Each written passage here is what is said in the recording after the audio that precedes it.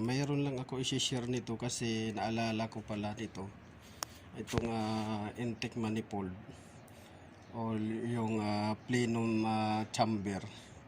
So bibigay lang ako ng tips nito at saka DTC niya na rin.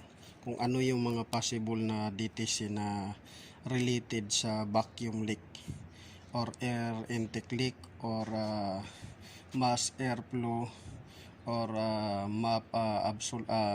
mass absolute pressure code. So ngayon magbibigay ako sa inyo ng tip ng tungkol dito sa plenum chamber na to or intake manifold. So ito guys, so ito ayusin ko lang muna to. So ito guys, itong intake manifold na to, so maraming code na lumalabas pagka ang intake manifold ay may leak. So isa na dyan yung P2171, P2172, so P2173. So related yung guys sa sensor ito manifold absolute pressure sensor. Ito siya, yan, manifold absolute pressure sensor. Yung code na P2171, P2172, P2173. So yan kadalasan yung lumalabas pagka yan yung failure.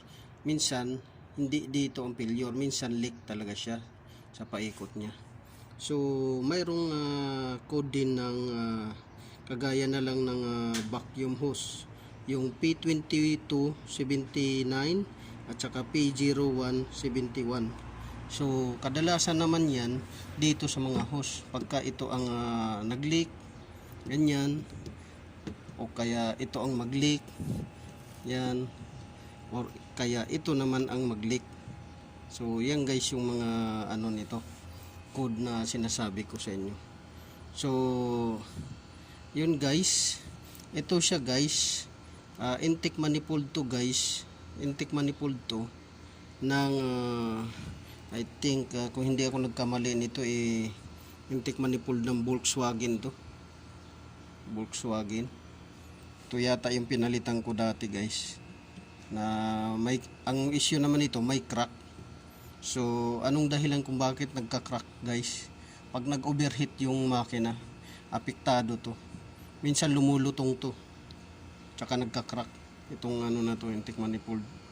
So yun guys, pagka ito naman hindi nag-function guys, itong plunger nya, so mayroon kasi yan dyan guys na flapper, yung flapper na yan, tapos dito mayroon din yan flapper.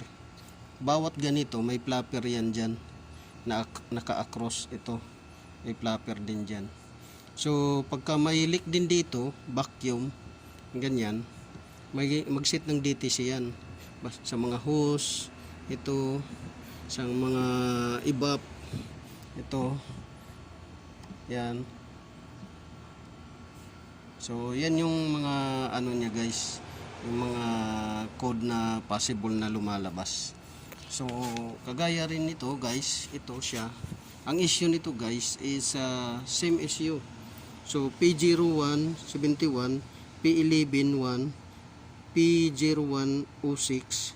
So leak ng intake manifold at saka hoses. So mahirap i-diagnose pagka ang related na issue sa intake manifold kasi marami kang pagdudahan. Minsan sasabihin nyo guys na gasket lang, gasket dito, gasket sa intake manifold, pero minsan dito yan, ito sa mga dugtungan na yan na sa manufacturer, yan yung pagkadikit nya. Pagka lumulutong na yan guys, magkakaroon na yan ng DTC code. Pagka lumutong na yan siya, kasi mag-umpisa na yan magkakaroon ng leak. So either hindi dito ang leak, either dito ang leak, ganyan, ganyan, lumulutong po yan siya guys. So ito yung pinalitan ko dati doon sa makina ng isang makina ng 2.5 liters na Ford Victoria, Ford Crown Victoria.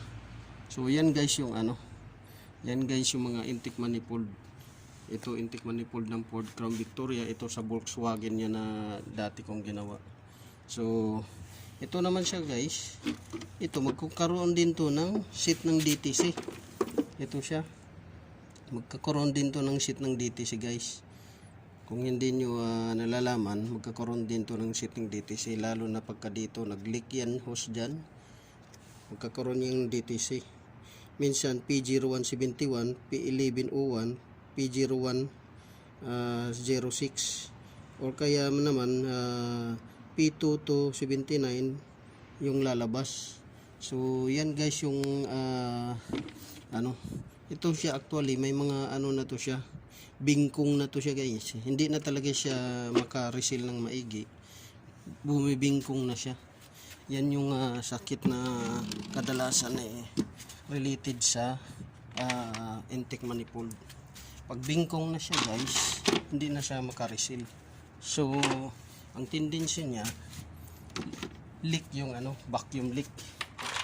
Nagkakaroon ng vacuum leak siya guys. So yan lang guys ang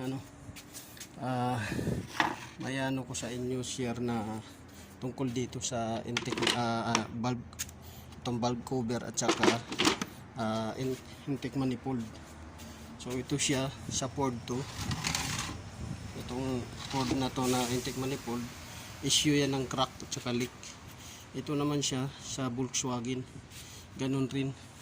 Pagka ang makina kasi guys, tandaan nyo lagi, pagka ang makina nag major overheat, ngayon ang titingnan nyo lagi o titingnan nyo kaagad pagka nag misfire siya ng walang DTC is yung intake manifold. Kasi baka may nag-crack na yan or singaw. Yan yung guys, na experience ko na yan guys, ilang beses na yan. Kaya yung ito dumami yan sa Ford Crown Victoria yan. Ito sa Volkswagen lumutong siya guys at saka nag-crack. Ito naman siya makina to ng 6 cylinder to, crack din to guys. Ang issue, nag-crack din siya. So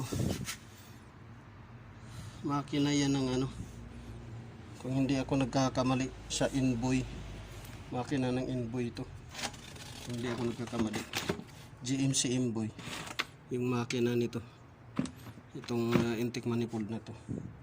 So ito guys sa GMC Inboy, itong intake manifold na to, ang issue nito leak.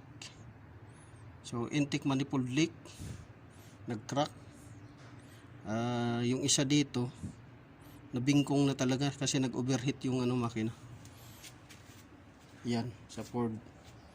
So yan lang guys ang maipapayo ko sa inyo.